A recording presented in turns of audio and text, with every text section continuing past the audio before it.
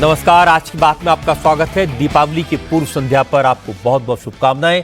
आज मैं आपको दीपों से जगमगाती अयोध्या नगरी के दर्शन कराऊंगा। अयोध्या में दीपोत्सव का दिव्य नजारा दिखाऊंगा। आज अयोध्या के 55 घाटों पर एक साथ 25 लाख से ज्यादा दिए जलाकर वर्ल्ड रिकॉर्ड बनाया गया। अयोध्या की दिवाली इसलिए भी विशेष है क्योंकि 500 साल बाद ये पहली दिवाली है जब अयोध्या में फिर से भगवान राम का विशाल मंदिर बन चुका है। रामलला अपने अलौकिक मंदिर में विराजमान है। आज अयोध्या की सड़कें, गलियां, चौराहे सब रोशनी से जगमगा रहे हैं। पूरे अयोध्या को भव्य तरीके से सजाया गया है। आज अयोध्या में सनातन धर्म की विरासत और त्रेता युग की दिवाली की झलक दिखाई दी। दीपोत्सव से पहले 1100 संतों महंतों ने अयोध्या के सरयू घाट पर आरती की। उत्तर प्रदेश के मुख्यमंत्री योगी आदित्यनाथ ने भगवान राम और सीता के रूप में आए कलाकारों की आरती उतारी। झांकी में भगवान राम का रथ योगी ने खींचा। राम मंदिर में भगवान राम की पूजा की और इसके साथ साथ आज अयोध्या नगरी से योगी आदित्यनाथ ने अपने विरोधियों को कड़ा संदेश दिया। योगी आदित्यनाथ ने दीपोत्सव पर राजनीति करने वालों को करारा जवाब दिया। सनातन धर्म का विरोध करने वालों को कड़ी चेतावनी दी। राम मंदिर के निर्माण पर योगी आदित्यनाथ ने डंके की चोट पर कहा कि हमने जो कहा वो करके दिखाया। मैं आपको योगी आदित्यनाथ की कुछ चुनी हुई बातें सुनवाऊंगा, लेकिन पहले आपको दिखाता हूं आज अयोध्या में दीपोत्सव कितना अद्भुत है और कितना भव्य है। ये तस्वीरें आपको लाखों दियों से रोशन हुई राम नगरी के दर्शन करवाएंगी। अयोध्या में आज 2 रिकॉर्ड बनाए गए। पहला यह कि सरयू नदी के किनारे राम की पैड़ी पर आज 25,12,585 दिए जलाए गए, जो एक नया वर्ल्ड रिकॉर्ड है। Guinness book of world record में इसे दर्ज किया जाएगा। और दूसरा यह कि आज सरयू के तट पर 1121 वेदाचार्यों ने, पंडितों ने, साधु संतों ने एक साथ सरयू की आरती की। यह अयोध्या में पहली बार हुआ है। योगी आदित्यनाथ इस मौके पर मौजूद रहे।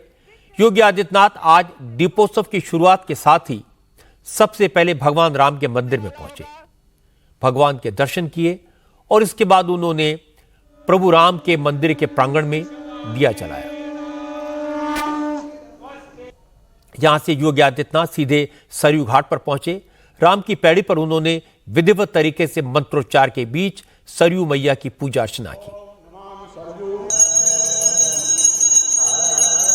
और इसके बाद सरयू के किनारे योगी आदित्यनाथ ने आरती की। आरती के साथ ही अयोध्या के 55 घाटों पर सजाए गए दिए प्रज्वलित कर दिए गए और इसके बाद सरयू के किनारे लेजर लाइट के जरिए राम कथा पर आधारित लाइट एंड साउंड शो का प्रेजेंटेशन हुआ।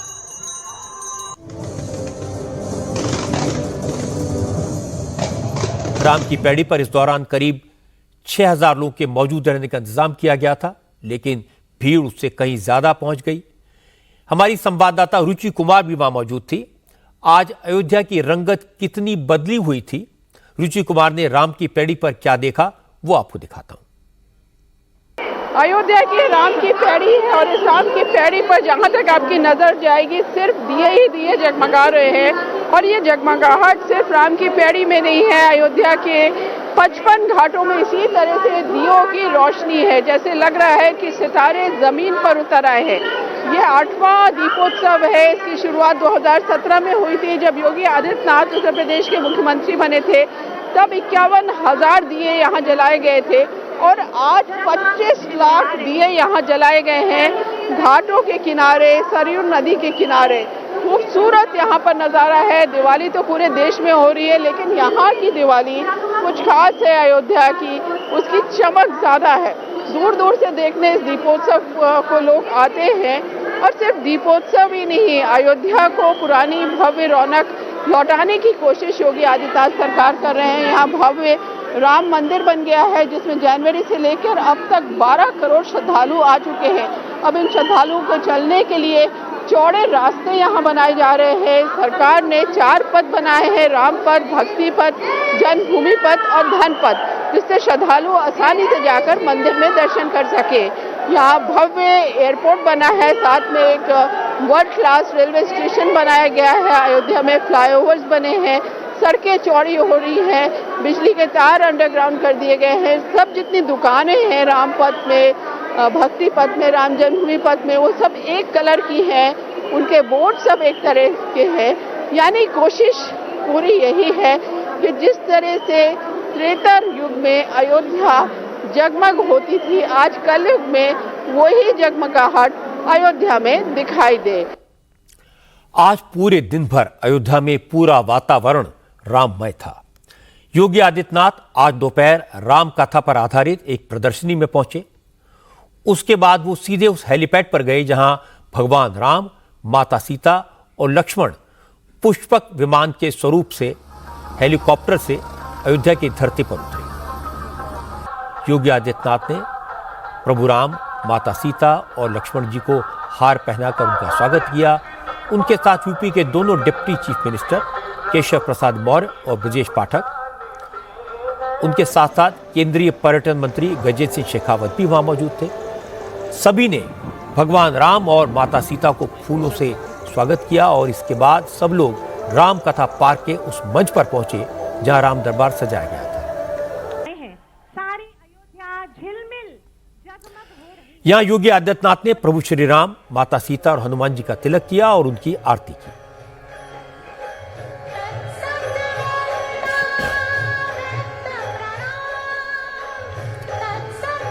और इसके बाद योगी आदित्यनाथ मंच पर बोलने के लिए खड़े हुए तो उन्होंने कहा कि अयोध्या में जब पहली बार दीपोत्सव मनाया गया था, सबकी एक ही इच्छा थी कि दीपोत्सव शुरू हो गया है, जल्दी राम मंदिर भी बन जाए।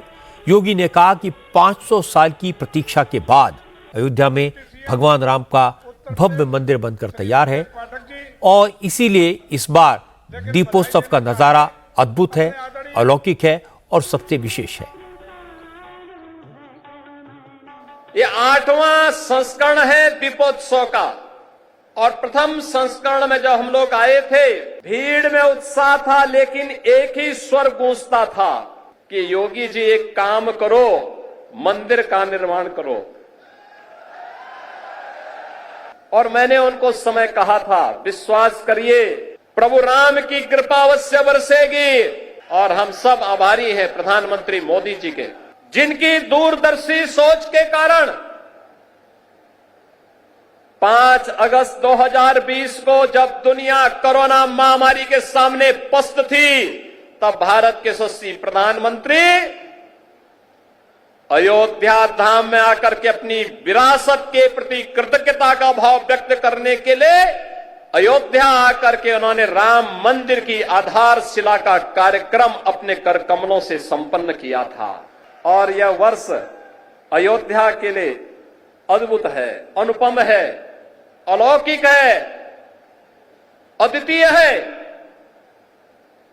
जब इस वर्ष 22 जनवरी 2024 को अयोध्या धाम में 500 वर्षों का इंतजार समाप्त करके एक बार फिर से रामलला अपने धाम में, अपनी जन्मभूमि में विराजमान होकर के दुनिया के अंदर पीड़ित और प्रताड़ित लोगों को संदेश दे गए हैं कि कभी भी अपने पथ से विचलित मत होइए, सफलता जरूर प्राप्त होगी।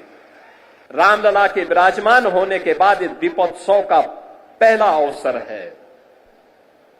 इससे पहले हम लोग बोलते थे और जो कहा सो करके दिखाया भी था।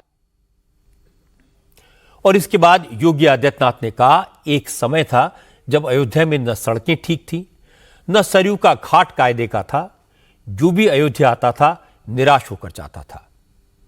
पहले की सरकारों ने अयोध्या को उसके हाल पर छोड़ दिया था और कुछ लोग तो भगवान राम के अस्तित्व पर ही सवाल उठाते थे। योगी आदित्यनाथ ने कहा कि जिन लोगों ने भगवान राम की उपेक्षा की, उन पर सवाल खड़े किए, आज उन्हें अयोध्या की ये तस्वीरें जरूर देखनी चाहिए, क्योंकि अयोध्या को सजाने संवारने के लिए 31,000 करोड़ के प्रोजेक्ट चल रहे हैं और अभी तो ये सिर्फ शुरुआत है। आगे चलकर अयोध्या की रौनक और बढ़ेगी। जिस अयोध्या में 2017 के पहले बिजली नहीं मिलती थी, यहां की सड़कों की स्थिति, यहां के घाटों की स्थिति, यहां के मठ और मंदिरों की स्थिति और जिन लोगों ने राम को ही उपेक्षित कर दिया था और जिन लोगों ने भगवान राम के अस्तित्व पर ही प्रश्न खड़ा किए थे, वे केवल भगवान राम के ही अस्तित्व पर प्रश्न नहीं खड़ा कर रहे थे, वे सनातन धर्म के अस्तित्व पर प्रश्न खड़ा करते थे। वे आपके अस्तित्व पर खड़ा करते थे प्रश्न, वे आपकी विरासत पर प्रश्न खड़ा करते थे।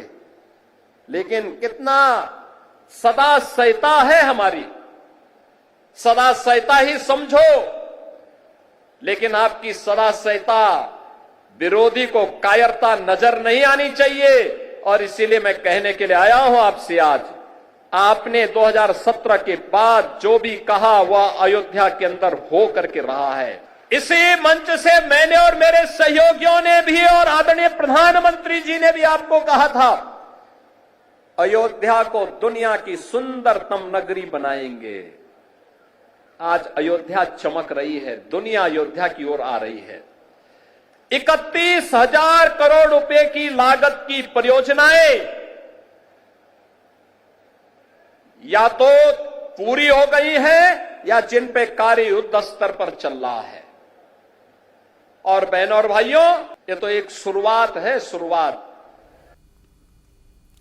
योगी आदित्यनाथ ने आज उन तमाम लोगों पर जोरदार हमला बोला जो सेक्युलरिज्म की बातें करते हैं और सनातन पर सवाल उठाते हैं।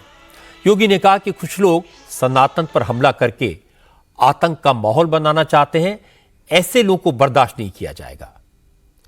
योगी आदित्यनाथ ने कहा कि जिस तरह यूपी में माफिया और गुंडों का खात्मा किया गया, उसी तरह सनातन के मार्ग में रुकावट बनने वाले सभी लोगों की दुर्गति होनी तय है। जो लोग सनातन धर्म पर बार बार प्रश्न खड़ा करते हैं, उनको मैं बोलना चाहता हूं, सनातन धर्म ने कभी किसी का अहित नहीं किया, किसी का अहित नहीं किया। लेकिन इस सेकुलरिज्म के नाम पर राजनीति करने वाले लोग आज सनातन धर्म पर कुठाराघात करके न केवल सनातन धर्म और भारत की आत्मा को लौलुहान करने का कार्य कर रहे हैं, बल्कि इसके नाम पर भारत के अंदर आतंकवाद और नक्सलवाद को लोग बढ़ाना चाहते हैं। क्या नक्सलवाद और आतंकवाद को हम बढ़ावा देना देंगे? फिर भगवान राम के 14 वर्षों के वनवास का परिणाम क्या है? और फिर बजरंगबली का मतलब क्या है? राम काज कीने बिनु मोहि कहां विश्राम। और हम लोग भी विश्राम नहीं लेने वाले हैं तब तक जब तक कि सनातन धर्म के मार्ग में जितने भी रोड़े हैं, जब तक इनको नामो निशान इनको समाप्त न कर दिया जाए। जो भी मानवता के मार्ग में, विकास के मार्ग में बैरियर बनेगा, उसकी वही दुर्गति होनी है जो उत्तर प्रदेश के माफियाओं की हुई है। और इसके बाद योगी आदित्यनाथ ने बिना नाम लिए समाजवादी पार्टी के अध्यक्ष अखिलेश यादव पर अटैक किया। योगी ने कहा कि आज कुछ लोग समाज को बांटना चाहते हैं, जाति के नाम पर लोगों में दूरियां पैदा करना चाहते हैं। यही काम कभी रावण और दुर्योधन ने किया था, उसका नतीजा क्या हुआ था उस सबको मालूम है। जाके प्रभु दारुण तुख दीना, ताके मति पहले हर लीना। और यही त्रेता में हुआ था। रावण हो, कुंभकर्ण हो, मेघनाथ हो, मारीच हो, खरदूषण हो, ताड़का हो, ये सब एक जैसी गति को इसलिए प्राप्त हुए क्योंकि इनका पक्ष धर्म का था, असत्य का था, अन्याय का था, अत्याचार का था, शोषण का था। और आज भी राजनीति के लिए सेम बने हुए कुछ लोगों के पितरों को राजनीति के नाम पर चाचा और काकाओं की इस जमात को भी मालूम है कि देश और समाज के लिए उनके जो कृत्य हैं वह कहीं भी किसी के लिए, न वर्तमान पीढ़ी के लिए न भविष्य की पीढ़ी के लिए ही उचित होंगे। अच्छे होंगे, लेकिन उनकी दुर्गति होनी है। इसलिए वे लोग भी आज फिर वही कार्य कर रहे हैं, बांटने का काम, आपस में विभाजन करने का काम, ऐसे ही लोगों को प्रश्रय देने का काम कर रहे हैं जो कार्य कभी रावण ने किया था, जो कार्य कभी दुर्योधन और दुस्साहस ने दुशासन ने करने का किया था, और उसके परिणाम क्या हुए थे, यह हर कोई परिणाम के बारे में जानकारी रखता है। अब मैं इस मामले में आपको राजनीति का दूसरा पक्ष सुनवाता हूं। अयोध्या में आज जिस समय दीपोत्सव मनाया जा रहा था, देश दुनिया के तमाम लोग उत्साहित थे, अयोध्या पर नजर टिकाए हुए थे। उस वक्त अयोध्या की फैजाबाद सीट से समाजवादी पार्टी के सांसद अवधेश प्रसाद लखनऊ में थे। अवधेश प्रसाद से पूछा गया कि वो अयोध्या के दीपोत्सव में क्यों नहीं जा रहे, तो उन्होंने कहा मैं अयोध्या तो जा रहा हूं, लेकिन दीपोत्सव में शामिल होऊंगा या नहीं, इसे लेकर वो कुछ नहीं कह सकते, क्योंकि उन्हें दीपोत्सव कार्यक्रम का निमंत्रण नहीं आया। अवधेश प्रसाद ने कहा कि बीजेपी ने पहले प्राण प्रतिष्ठा के कार्यक्रम का राजनीतिकरण किया, अब दीपोत्सव पर भी राजनीति की जा रही है, लोगों को बांटने की कोशिश हो रही है, भेदभाव किया जा रहा है, यह सही नहीं है। भारतीय जनता पार्टी के लोग त्योहार का भी राजनीतिकरण कर रहे हैं। ये त्योहार किसी एक पार्टी का नहीं है, किसी एक वर्ग का नहीं है, लेकिन अफसोस है इस त्योहार को भारतीय जनता पार्टी राजनीतिकरण कर रही है। और सुनते हैं कि लोगों को पास दिया जा रहा है। दीप उत्सव का लिए सुनते हैं निमंत्रण कार्ड, पास कार्ड ये है, तो भाई अभी तक तो मेरे पास न तो निमंत्रण पास आया, न पास कार्ड आया, या जो भी उनकी व्यवस्था हो वहाँ जिला प्रशासन की या योगी जी का जैसा इंतजाम हो, तो ऐसा तो मेरे पास न कोई वो निमंत्रण आया है, न पास आया है। ये भारतीय जनता पार्टी बांट करके इस त्योहार को बांट कर मना रही है। कांग्रेस ने भी आज दीपोत्सव पर सवाल उठाए। यूपी कांग्रेस अध्यक्ष अजय राय आज ये कहते सुनाई दिए कि भगवान श्री राम का स्वागत और उनकी पूजा तो एक दिया जलाकर भी की जा सकती है, 25 लाख या 28 लाख दिए जलाने की क्या जरूरत है। अजय राय ने कहा अयोध्या में दीपोत्सव के बाद की जो तस्वीरें नजर आ रही हैं, जिस तरह दियों को सरयू नदी में डाला जाता है, जिस तरह दिए में बचे हुए तेल के लिए गरीबों में होड़ मचती है, उसे सही नहीं ठहराया जा सकता। देखिए, मैं इतना ही कहना चाहूंगा, दिव्य उत्सव जरूर होना चाहिए और अच्छा होना चाहिए, भव्यता के साथ होना चाहिए। भगवान हम लोग के मर्यादा पुरुषोत्तम भगवान राम है, पर एक दिया से भी भगवान की पूजा होती है। हम घर में पूजा करते हैं, एक दीपक जलाकर भगवान की आराधना करते हैं। मैंने कहने जा रहा हूँ 25 लाख दिया आप जलाएंगे और एक दिए से ही पूजा हो सकती है।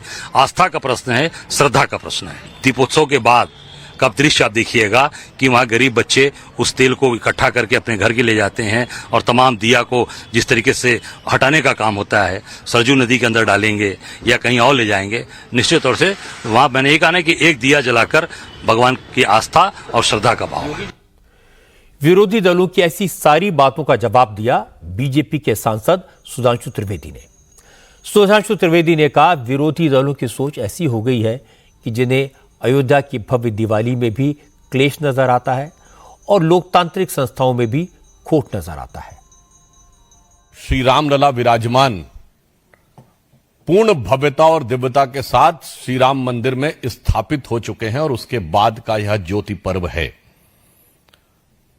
परंतु दुख की बात यह है कि वो लोग जो सदैव राम मंदिर के अभियान से द्वेष करते रहे और राम मंदिर निर्माण का क्लेश उनके मन में रहा, वो इस उजाले के पर्व में भी अपने मन के अंधकार को दूर करने में सफल नहीं हो रहे हैं।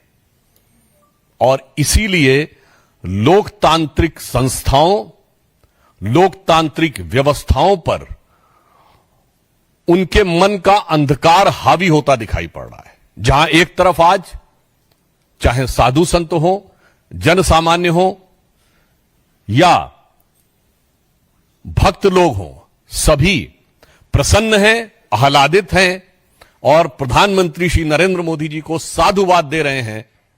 वहीं इन विपक्षी दलों के मन का अवसाद बार बार उभर कर सामने आ रहा है। अयोध्या में रिकॉर्ड दिए जलाने के उत्सव में कई संदेश छुपे हैं।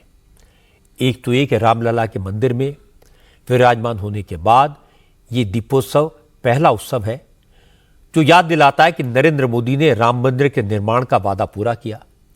इसीलिए आज योगी ने याद दिलाया, जो कहा वो करके दिखाया। दूसरा, दीपोत्सव के बहाने योगी ने हिंदू समाज को एक होने का आह्वान किया, सनातन पर हमला करने वालों को चेतावनी दी। और तीसरी बात, राम मंदिर को लेकर समाजवादी पार्टी और कांग्रेस ने अपनी गलती दोहराई। उन्होंने एक बार फिर अयोध्या में दीपोत्सव का विरोध किया। एक ने भेदभाव का नाम लिया तो दूसरे ने दियों के तेल से फैलने वाली गंदगी को बहाना बनाया।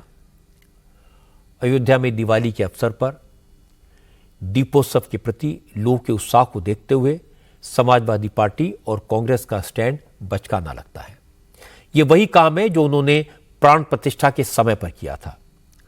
अयोध्या में राम मंदिर का बनना, रामलला का विराजमान होना और इसके बाद आज पहली दीपावली, सबको इसे मिलकर मनाना चाहिए।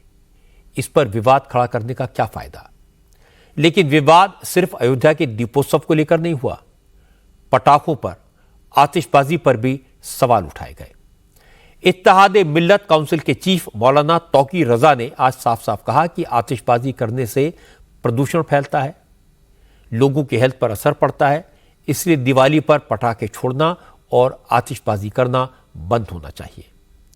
तौकी रजा ने कहा, इस काम में हिंदू धर्म के बड़े धर्मगुरुओं को भी आगे आना चाहिए और आतिशबाजी के लिए मना करना चाहिए, क्योंकि एक तो इससे पॉल्यूशन फैल रहा है, दूसरा ये पैसे की बर्बादी है। मौलाना तौकी रजा ने यह भी कहा कि पहले उनके मजहब में भी शब बारात में आतिशबाजी होती थी, लेकिन उलेमाओं ने उस पर पाबंदी लगाई और उन्होंने आतिशबाजी बंद कर दी। तौकी रजा ने कहा, अगर मुसलमानों के त्योहार में आतिशबाजी होती तो मुकदमे कर दिए जाते, लेकिन दिवाली पर ऐसा हो रहा है, लेकिन सख्ती नहीं की जा रही। आतिशबाजी छोड़ी जानी चाहिए, लेकिन इसकी कुछ लिमिट तय होनी चाहिए।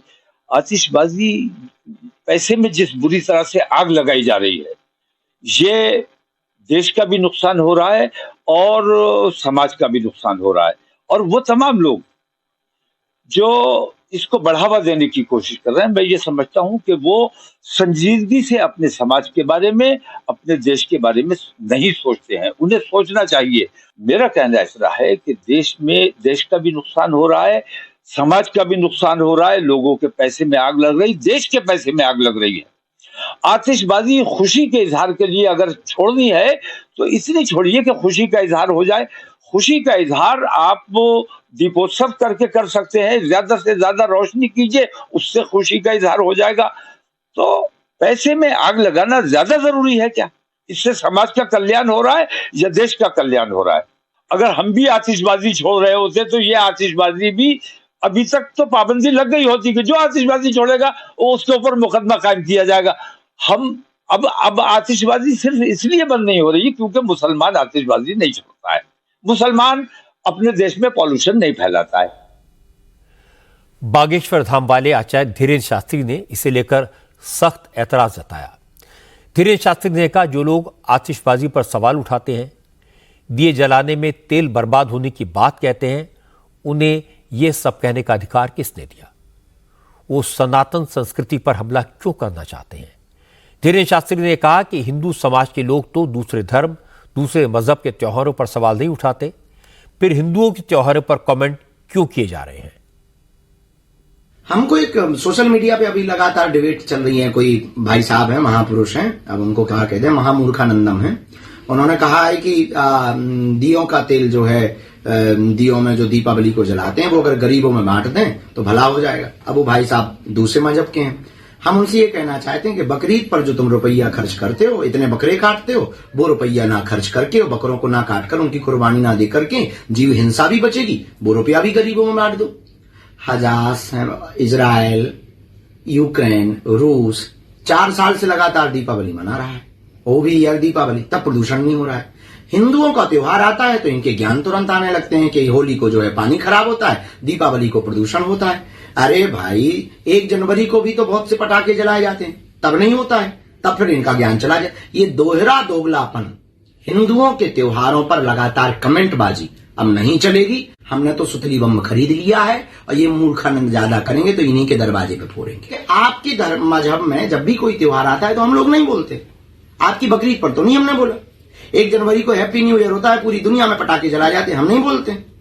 आप फिर हमारे सनातन धर्म के त्योहारों के ऊपर क्यों उंगली उठाते हैं? आप होते कौन है? हालांकि इस मामले को लेकर ज्यादा सियासी बयानबाजी नहीं हुई, लेकिन आरएसएस के नेता इंद्रेश कुमार ने कहा पर्व और त्योहार किसी भी धर्म के हों, वो लोगों को आपस में मिलकर रहना सिखाते हैं, नफरत से दूर रहना सिखाते हैं। लेकिन तौकीर रजा ने जो कुछ कहा उसमें सलाह कम, नफरत ज्यादा दिखाई देती है। जहाँ तक से तौकीर रजा ने स्टेटमेंट दिया है, उसकी स्टेटमेंट में एडवाइस कम है, रास्ता कम है, उसके अंदर किसी त्यौहार से और धर्म के प्रति की नफ़रत ज़्यादा है। नफ़रती बयान देने से हर धर्म के नेता ने बचना चाहिए। धर्म के नेता समाज में भाईचारे के लिए होते हैं, वह छुआछूत मुक्ति के लिए होते हैं, मजहबी कट्टरता के तनाव से मुक्ति के लिए होते हैं। इसलिए नफरती बयान देने से परहेज करना चाहिए। ये सही है कि पटाखों पर, आतिशबाजी पर पाबंदी सुप्रीम कोर्ट ने लगाई है और इसका कारण धार्मिक भावना नहीं बल्कि पॉल्यूशन है। पर यह भी सही है कि कई साल के प्रतिबंध के बाद भी न तो पॉल्यूशन में कोई असर पड़ा है और ना ही पटाखों पर पूरी तरह से रोक लग पाई है और ना ही समाज को इसके प्रति जागरूक किया गया है। इसीलिए कुछ धर्मगुरुओं को यह पूछने का मौका मिला कि दिवाली पर पटाखे क्यों ना फोड़े जाएं, त्योहार मनाने के लिए आतिशबाजी क्यों ना की जाए। ये प्रश्न उठाना सही है, लेकिन इससे मुसलमानों की आतिशबाजी को जोड़ना गलत है। पर्यावरण के सवाल पर, ईद पर बकरों की कुर्बानी की उदाहरण दिया जाए, ये ठीक नहीं है। ऐसी बातों से अवसाद बढ़ता है, दीवारें खड़ी होती हैं। दीपावली अंधकार में उजाला लाने का त्योहार है, खुशी मनाने का पर्व है। ऐसे मौके पर कड़वी बातें कहने से दोनों पक्षों को बचना चाहिए। और अब बात करते हैं सियासत की, महाराष्ट्र की चुनावी लड़ाई की। महाराष्ट्र में कल नॉमिनेशन का काम खत्म हुआ और आज जो डेटा सामने आया उससे पता चला कि महाराष्ट्र की 288 असेंबली सीटों के लिए इस बार करीब 8,000 उम्मीदवारों ने नॉमिनेशन फाइल किया है। महाराष्ट्र में सीधा मुकाबला महायुति और महाविकास आघाड़ी के बीच है, लेकिन कई सीटें ऐसी हैं जहां एक ही अलायंस के 2-2 उम्मीदवार आमने सामने हैं। कई सीटें ऐसी जहां पर बागी उम्मीदवार मैदान में हैं। कुछ सीटें ऐसी हैं जहां अलायंस की 2 पार्टियों के ऑफिशियल कैंडिडेट भी एक दूसरे के खिलाफ चुनाव लड़ने के लिए तैयार दिखाई दे रहे हैं। महायुति के 37 बागी उम्मीदवार मैदान में हैं, जबकि महाविकास आघाड़ी में करीब 2 दर्जन सीटों पर बगावत हुई है। महाराष्ट्र में नामांकन वापस लेने की आखिरी तारीख 4 नवंबर है, इसलिए कल से ही बागियों को मनाने में महायुति और महाविकास आघाड़ी के बड़े बड़े नेता जुटे हुए हैं। आज मुंबई में कांग्रेस के बड़े नेताओं की एक मीटिंग हुई। हालांकि ये बैठक प्रचार की रणनीति बनाने के लिए बुलाई गई थी, लेकिन ज्यादा फोकस बागी उम्मीदवारों और सहयोगी दलों को मनाने पर था। इस मीटिंग में महाराष्ट्र कांग्रेस के इंचार्ज रमेश चन्नीथला, नाना पटोले, वर्षा गायकवाड़ समेत कई नेता शामिल हुए। बैठक में बागियों को मनाने की जिम्मेदारी नाना पटोले, बालासाहब थोराट, विजय वटेटीदार और वर्षा गायकवाड़ को दी गई। समाजवादी पार्टी के 9 उम्मीदवारों ने भी नॉमिनेशन फाइल किया है, इसलिए कांग्रेस की तरफ से अब आरिफ नसीम खान अबू आदमी से बात करके उन्हें समझाएंगे।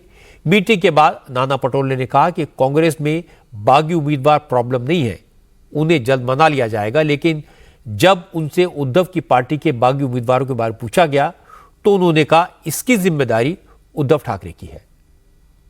बागियों ने फॉर्म भरे, तो ऐसे इस बगावत को कम करने के लिए क्या प्रयास किए जा रहे हैं? शुरू है, प्रक्रिया शुरू है हमारी।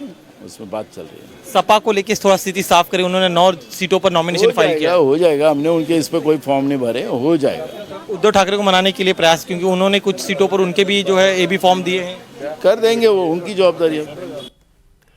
महाविकास आघाड़ी में कस्बा, परली, बीड, भाईखला, राजापुर, श्रीगोंडा, संगोला, दक्षिण सोलापुर समेत 2 दर्जन सीटें ऐसी हैं जहां बागी उम्मीदवार मैदान में उतर गए हैं। इसमें कई उद्धव ठाकरे की पार्टी के भी हैं। संजय राउत ने कहा, जहां 3 बड़ी पार्टियां मिलकर चुनाव लड़ती हैं वहां इस तरह की बगावत आम बात है। राउत ने कहा कि अभी 4 दिन का वक्त बाकी है, अगाड़ी के सारे बागी उम्मीदवार नाम वापस ले लेंगे। 3 तारीख तक विड्रॉवल का आखिरी दिन है, उससे पहले हम सब लोग बैठकर चर्चा करेंगे और ज़्यादा से ज़्यादा लोगों को हम उनकी जो नॉमिनेशन है वो पीछे लेने के लिए हम उनको रिक्वेस्ट करेंगे और हमारी बात हमारे लोग मानेंगे, हमें मालूम है।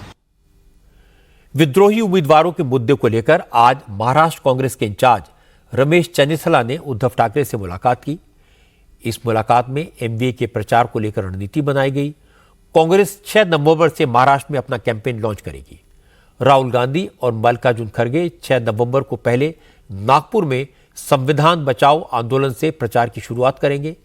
नागपुर में कांग्रेस अपनी 5 गारंटीज लॉन्च करेगी और इसके बाद मुंबई के बीकेसी मैदान में एमवीए की रैली होगी, जिसमें राहुल और खड़गे के साथ उद्धव ठाकरे और शरद पवार भी शामिल होंगे।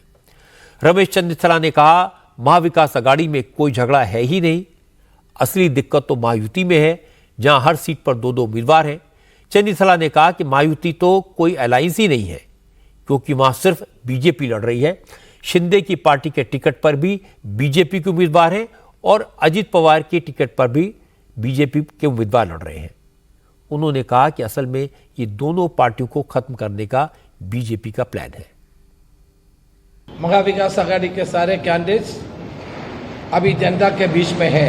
महायुति से कंपेयर करते तो महाविकास आघाड़ी में कोई मतभेद नहीं है। आपस में महायुति में भयंकर लड़ाई चल रहे हैं और बीजेपी के जो नेता शिंदे ग्रुप में छिन्न में लड़ रहे हैं और एनसीपी के नेता के कोटे में बीजेपी लड़ रहे हैं। कभी ऐसा मैंने कभी राजनीति में नहीं सुना है कि बीजेपी ही लड़ रहे हैं चुनाव। उनका महायुति खत्म हो चुका है। केवल बीजेपी ने शिंदे और अजित पवार को खत्म कर दिया इस चुनाव से, लेकिन महाविकास आघाड़ी में ऐसा नहीं है।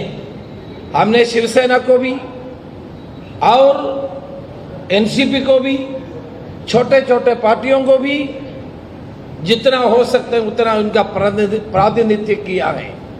इस चुनाव में कोई बागी लड़े तो आज और कल से सारे बागी लोग विड्रॉ करने का व्यवस्था की है। हमने किसी को भी बी फॉर्म नहीं दिया है।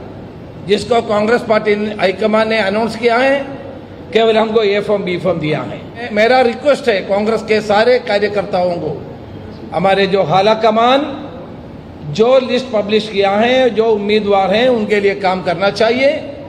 जो भी नामांकन पत्र उसके बिना दिया है उनको विड्रॉ करना चाहिए। No friendly fight.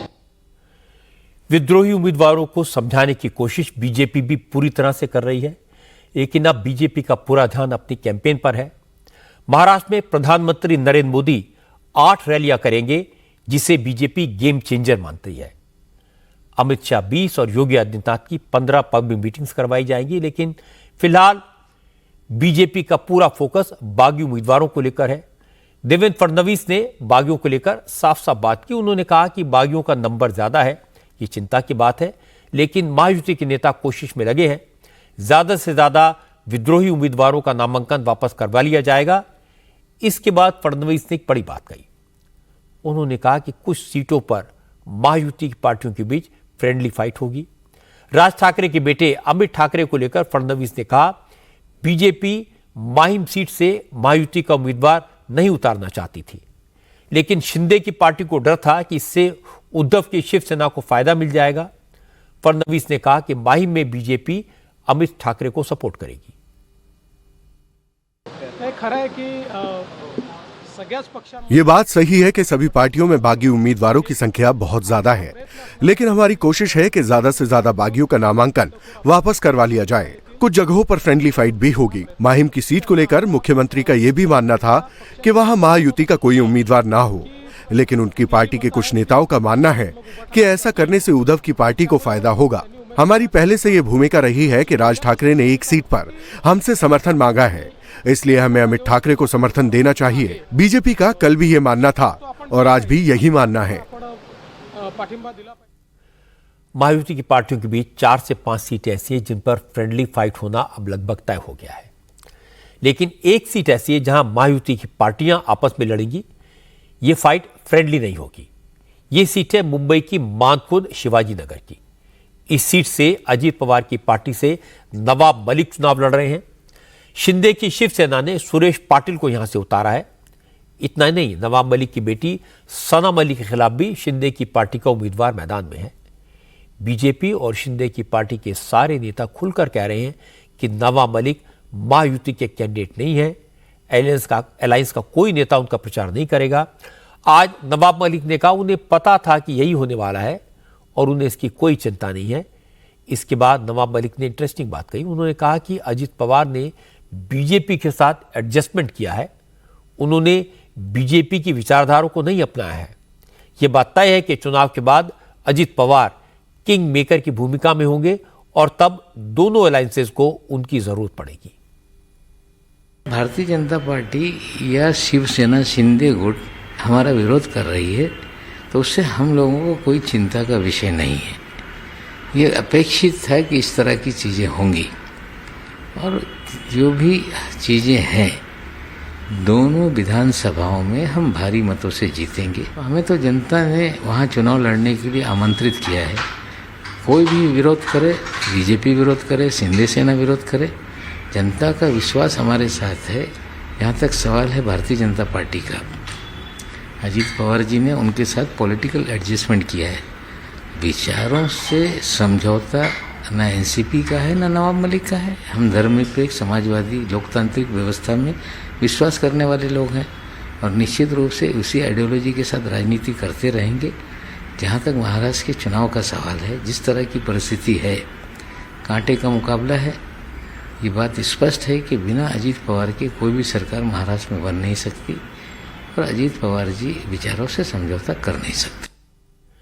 लेकिन नवाब मलिक की चेतावनी का बीजेपी पर कोई असर नहीं है। महाराष्ट्र बीजेपी के अध्यक्ष चंद्रशेखर बावनकुले ने कहा, अजीत पवार को पहले ही चिट्ठी लिखकर बता दिया गया था कि नवाब मलिक बीजेपी को मंजूर नहीं है। आज आशीष शेलार ने कहा कि दाऊद से रिश्ता रखने वाले शख्स की महायुति में कोई जगह नहीं है। हालांकि सना मलिक को लेकर बीजेपी के तेवर कुछ नरम पड़े हैं। आशीष शेलार ने कहा, अभी नामांकन वापसी की आखिरी तारीख में वक्त है। महायुति उनके खिलाफ उम्मीदवार वापस लेने पर विचार कर सकती है। नवाब मलिक क्या कहेंगे उनको लेकर? नहीं, उसकी भूमिका हमारी स्पष्ट है। भारतीय जनता पार्टी का कार्यकर्ता उनका काम नहीं करेगा। बट उनकी बेटी भी हैं, उन्होंने भी नामांकन भरा है अणुशक्ति नगर से, उनको लेकर क्या भूमिका है? अभी तक उनकी बेटी पर इस प्रकार का नवाब मलिक जैसा कोई घिनौना दाऊद और उस रिलेटेड गुनाह नहीं है। उसको वेरीफाई किया जाएगा और वो महायुति की उम्मीदवार है तो महायुति के साथ बीजेपी है। क्या कोई बातचीत हुई थी? क्योंकि हमने जब देखा नामांकन भरा जा रहा था तो एकदम एंड मोमेंट पे एबी फॉर्म निकल कर आया राष्ट्रवादी पार्टी से नवाब मलिक का। नहीं, हमारे से किसी से इस बारे में बातचीत नहीं हुई। आशीष शेलार ने नवाब मलिक के दाऊद कनेक्शन की बात की तो सना मलिक ने जवाब दिया।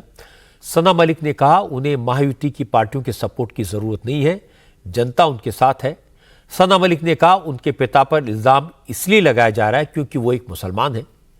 सना ने कहा कि मामला भी कोर्ट में है और उनके पिता इस केस में निर्दोष साबित होंगे। महायुति नवाब मलिक साहब के हमेशा से अगेंस्ट रही है। पिछले आपने 2-3 साल देखा रहेगा तो उनके ऊपर काफ़ी आरोप प्रत्यारोप किया है। जो मैटर कोर्ट में है वो आगे सिद्ध होगा और हमें पूरा विश्वास है कि सब बेबुनियाद इल्ज़ाम लगाए गए हैं वो जिस दिन कोर्ट का निकाल आएगा वो दूध का दूध और पानी का पानी हो जाएगा और Nawab Malik will come out really very clean. वो बात की बात है। और जहाँ तक महायुति के गठबंधन और उनके कैंडिडेट्स का है, बीजेपी और शिवसेना ने अपने कैंडिडेट उतारे हैं। हम अजीत दादा के तरफ से घड़ी के सिंबल पे लड़ रहे हैं। मतदान हमारे साथ है, हम दादा के साथ हैं। नवाब मलिक अजीत पवार के साथ खड़े हैं, उन्हें किंग मेकर बता रहे हैं, लेकिन अजीत पवार बारामती में अपने ही परिवार के साथ लड़ाई में उलझ गए हैं। अब तक परिवार की लड़ाई मर्यादा के दायरे में बंधी थी। लोकसभा चुनाव के दौरान भी कभी शरद पवार और अजीत पवार ने एक दूसरे पर डायरेक्टली आरोप नहीं लगाए थे, लेकिन इस चुनाव में यह मर्यादा टूट गई। अजीत पवार ने चाचा पर परिवार तोड़ने का बड़ा आरोप लगाया। अजीत ने बारामती के लोगों के सामने अपनी बात कही, इसलिए शरद पवार ने भी परिवार और अजीत पवार पर खुलकर बात की। पहली बार शरद पवार मंच पर अजीत पवार की मिमिक्री करते दिखाई दिए और इसके बाद शरद पवार ने इमोशनल बात की। शरद पवार ने कहा उन्होंने ही अजीत पवार को 4 बार डिप्टी सीएम बनवाया, लेकिन उन्होंने क्या किया? उनसे उनकी पार्टी छीन ली, सिंबल छीन लिया, उन्हें कोर्ट में खड़ा कर दिया। शरद पवार ने कहा वो घर के बड़े हैं, परिवार को जोड़ना उनकी जिम्मेदारी है, लेकिन अगर कोई गलत रास्ते पर जा रहा है तो वो उसका साथ कभी नहीं देंगे। हर कुछ नहीं कहा गया। ये राष्ट्रवादी कांग्रेस पार्टी है, वो किसकी है? इसकी स्थापना मैंने की, चुनाव चिन्ह भी मेरा था। मैं पूरी जिंदगी कोर्ट में खड़ा नहीं रहा, लेकिन कुछ लोगों ने मुझ पर मुकदमा चलाया, मुझे कोर्ट में खड़ा होना पड़ा। शिकायत मेरे खिलाफ की गई और करने वाले अजीत पवार ये हमारी पार्टी लेकर भाग गए, हमारा चुनाव चिन्ह भी ले गए। हमारी पार्टी ने उन्हें 4 बार डिप्टी सीएम बनवाया, लेकिन 5वीं बार उप मुख्यमंत्री बनने के लिए उन्होंने बीजेपी की मदद ली। ये सब करने की क्या जरूरत थी? अब कहा जा रहा है कि मैंने परिवार तोड़ा। मैं परिवार में सबसे बड़ा हूँ। कल तक सब मेरी बात सुनते थे। मैंने उनकी मर्जी के खिलाफ कभी कोई फैसला नहीं लिया और आगे भी नहीं लूंगा, लेकिन अगर कोई गलत कदम उठाता है तो उसका साथ नहीं दूंगा। परिवार एक साथ रखने का काम मैं करता रहूंगा, ये मेरी जिम्मेदारी है। महाराष्ट्र में आमतौर पर माना जाता था कि शरद पवार एनसीपी के बड़े नेता हैं, उनके पास अनुभव है, दिमाग है, रिस्पेक्ट है, पैसा है, पर संगठन अजीत पवार के पास है।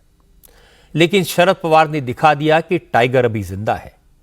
पार्टी का सिंबल चाहे उनके हाथ से निकल गया, लेकिन संगठन उनके साथ है।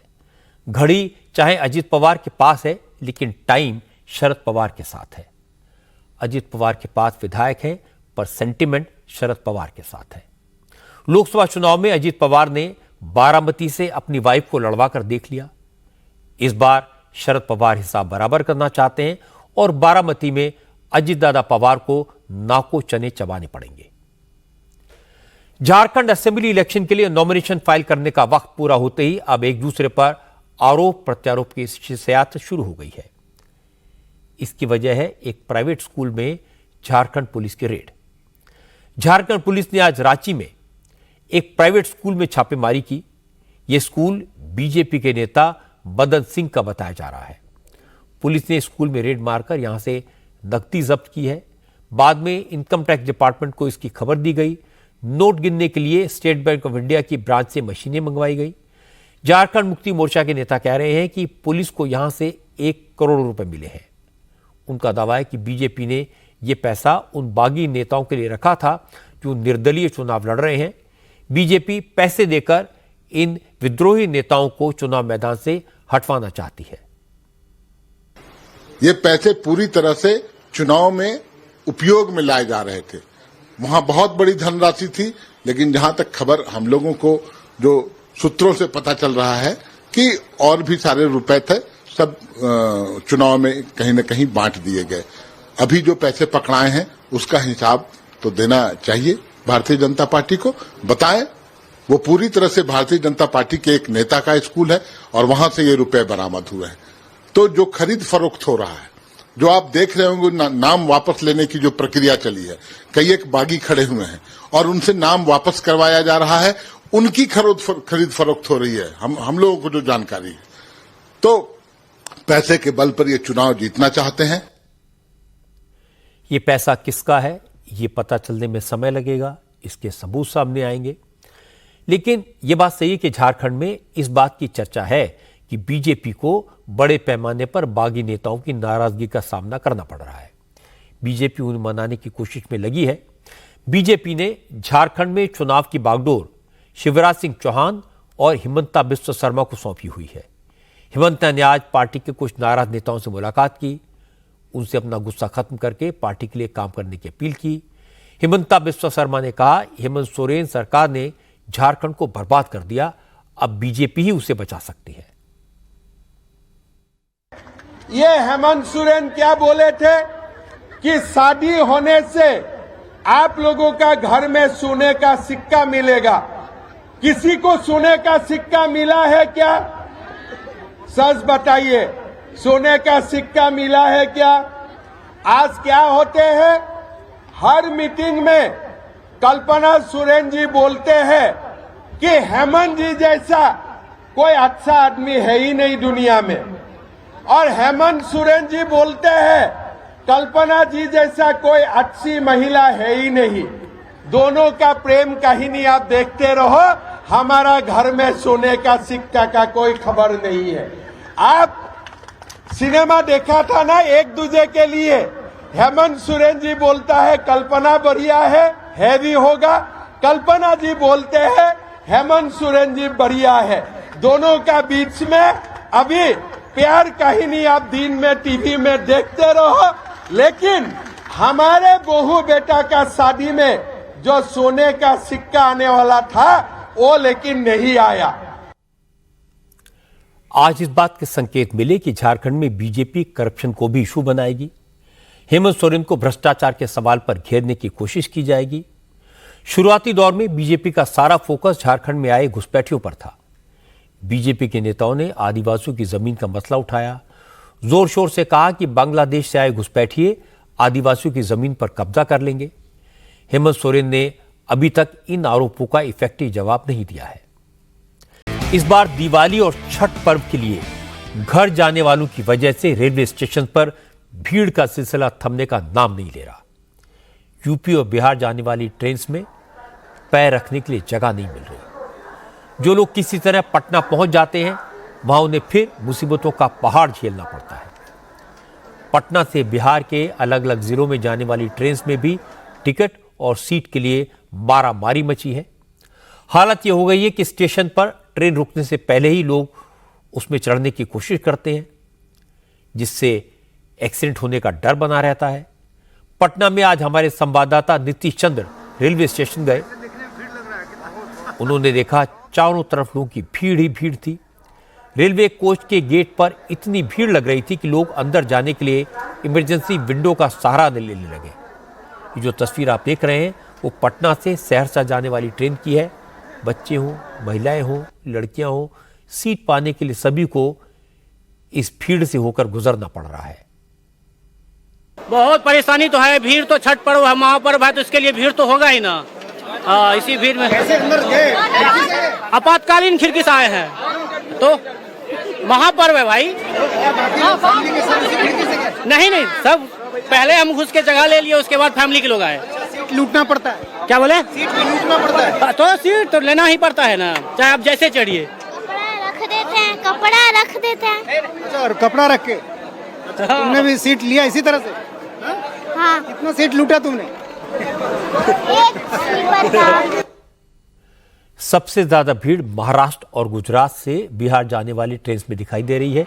इसकी वजह यह कि महाराष्ट्र और गुजरात में बड़ी संख्या में बिहार के प्रवासी मजदूर काम करते हैं। ये तस्वीर गुजरात के वलसाड रेलवे स्टेशन की है।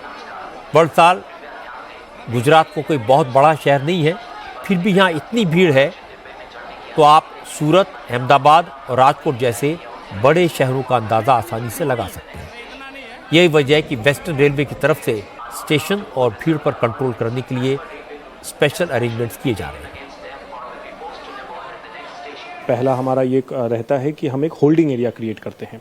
होल्डिंग एरिया में हमें ये फ़ायदा होता है कि पैसेंजर्स जो है इमीडिएटली प्लेटफॉर्म पे आके भीड़ ना हो, वो भीड़ को हम जो है प्लेटफॉर्म एरिया के बाहर ही कंट्रोल करते हैं और वहाँ से एक कंट्रोल्ड तरीके से, क्रमबद्ध तरीके से कतार में जो है हम उनको एक डिसिप्लिन तरीके से जो है इंश्योर करते हैं कि वो प्लेटफॉर्म पे जब उनकी ट्रेन आती है वो उस समय आए वहाँ पे।